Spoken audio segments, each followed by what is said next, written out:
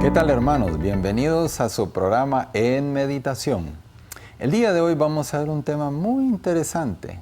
Se titula La conciencia, luz del alma. Y dice el salmista: si hoy escuchan su voz, no endurezcan sus corazones. Interesantísimo. Y cada día nosotros sabemos que el Señor nos habla de diversas formas. Así nos habla el corazón, por ejemplo, nos habla a través de una persona, a través de una homilía, a través de un programa de televisión o la radio, a través de una lectura. Y muchas veces nos habla el Señor a través de esa voz interior. No endurezcan sus corazones, dice el salmista. Eso significa la muerte de la conciencia. Y en efecto, la muerte de la conciencia es una muerte que se manifiesta pues cuando una persona ya le es indiferente entre hacer el bien y hacer el mal. Y esto definitivamente es una gran amenaza para el hombre. Y no solamente para el hombre, indirectamente también es una amenaza para la sociedad. ¿Por qué? Porque de la conciencia humana de cada uno de los ciudadanos depende el nivel de moralidad que se maneja en toda sociedad. La conciencia es la luz del alma.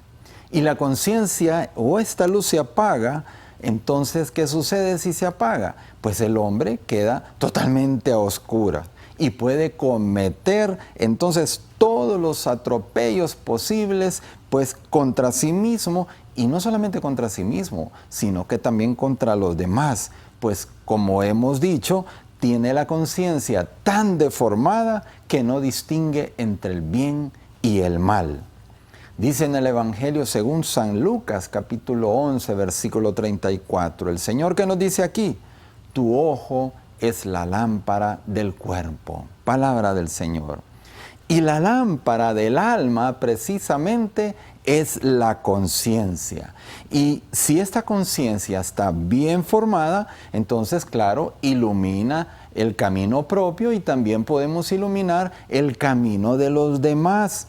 Un camino que definitivamente a dónde nos lleva, que nos tiene que llevar a Dios. Bien. ¿Quién ha dejado que su sensibilidad interior se duerma o peor, que muera para las cosas de Dios? Dicho en otras palabras, cuando una persona se vuelve indiferente para las cosas de Dios, esta persona queda totalmente desorientada. Miren, es una de las mayores desgracias que le puede ocurrir a un alma en este mundo. Me refiero precisamente a eso, a perder esa sensibilidad interior, que es lo que lo hace actuar cristianamente, que es lo que lo hace actuar al modo o al estilo de Jesús.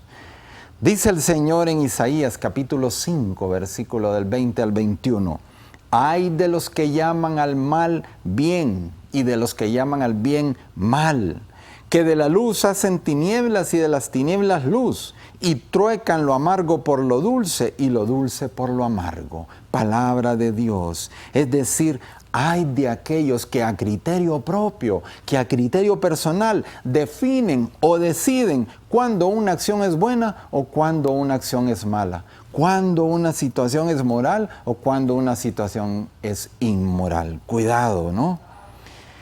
Jesús compara en nuestra vida la función de la conciencia a la del ojo.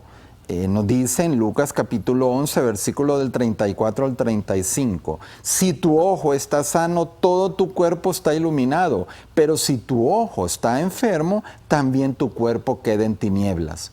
Procura pues, ten cuidado, no sea que la luz que hay dentro de ti se vuelva oscuridad. Palabra del Señor. Y mira, y la conciencia se puede llegar a deformar, por ejemplo, cuando nosotros no buscamos los medios para alcanzar, pues, el conocimiento o la formación debido a nuestra pereza, formación en nuestra fe, la doctrina del Señor, porque no lo hacemos por pereza o porque no tenemos voluntad de hacerlo. Así de sencillo, ¿no? Cuando el Señor se queja de que los judíos no reciben su mensaje, Él mismo manifiesta por qué ocurre eso, porque no han querido. San Juan Pablo II decía: el hombre que tiene el corazón endurecido y la conciencia deformada, aunque cuente con todas sus fuerzas y sus capacidades físicas, es un enfermo espiritual y es preciso hacer cualquier cosa para devolverle la salud del alma. Por eso, hermanos, el día de hoy es un momento oportuno para pedir al Señor que nos haga tener ese deseo de formarnos más, muy bien nuestra conciencia a través de los diferentes medios que tiene nuestra Santa Madre Iglesia. Hermanos, volvemos después de esta pausa.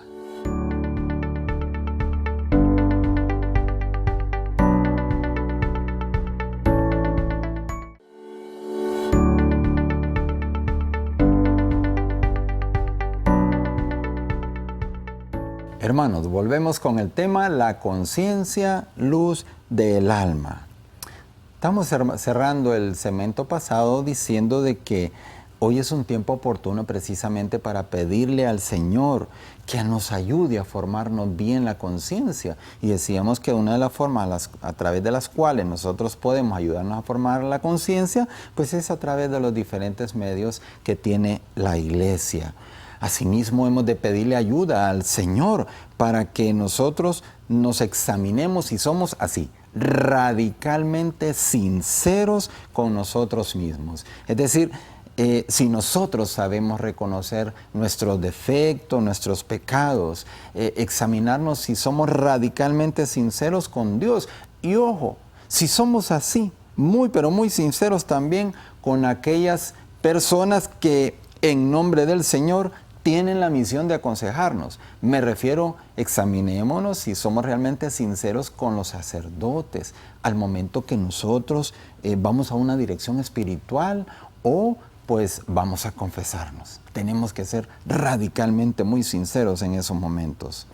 Dice el Señor en el Evangelio según San Juan, capítulo 8, versículo 12. Yo soy la luz del mundo. El que me sigue no anda en tinieblas. Palabra del Señor. Y su luz aclara nuestras conciencias. Más aún nos puede ayudar a convertirnos en luz que ilumine la vida de los demás. Dice nuestro Señor en Mateo 5:14, ustedes son la luz del alma. Clarito nos lo dice. Hermanos, esta es una gran responsabilidad que tenemos usted y yo. El Señor nos ha puesto en el mundo, a nosotros los cristianos, ¿para qué? Para que iluminemos, para que ayudemos a formar conciencias, para que iluminemos con su luz, es decir, con la doctrina del Señor, a los demás. Para eso nos ha puesto en este mundo. Y lo haremos también en otra forma, no solamente con la doctrina del Señor, sino que también hasta con nuestro comportamiento. También con nuestra manera de hablar y de reaccionar ante las ofensas. Y esto tenemos que hacerlo allí durante nuestros deberes familiares, en el trabajo, en nuestros deberes sociales, etc. Pero también podemos iluminar el camino de los demás, queridos hermanos, cuidando así muy bien nuestras actuaciones, nuestros comportamientos como hijos de Dios.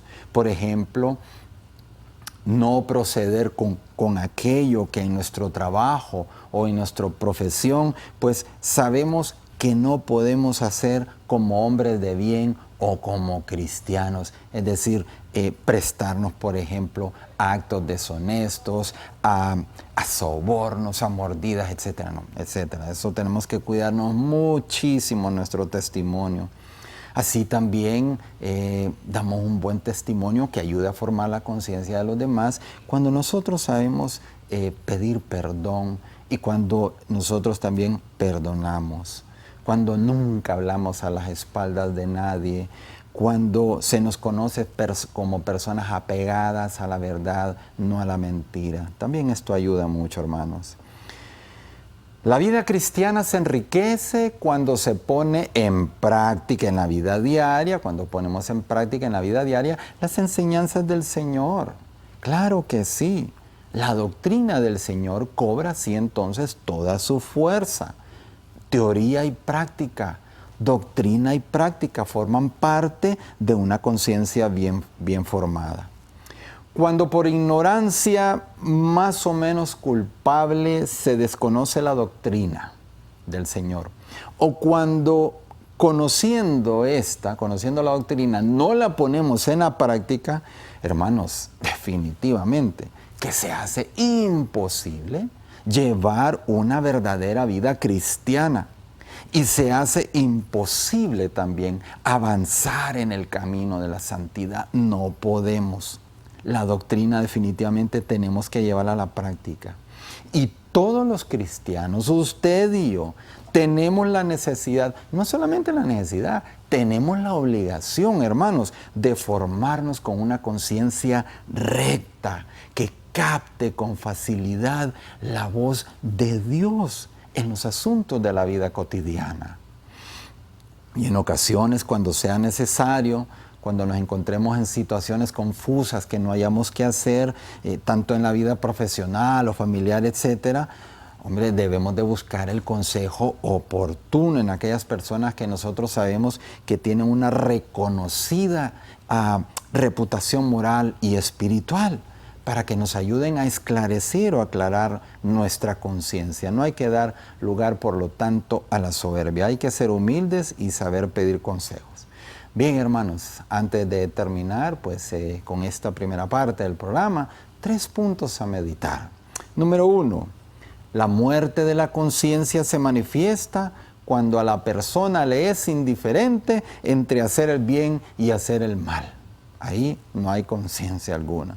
Número 2, una de las mayores desgracias que le puede ocurrir a un alma es perder la sensibilidad interior, la que nos hace actuar al modo o al estilo de Jesús.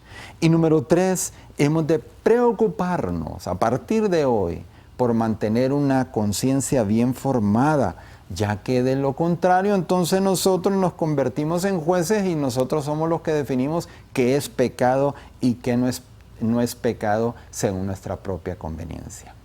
Hermanos, pues los invitamos para que nos acompañen en el siguiente programa con la segunda parte de este tema. Bendiciones abundantes.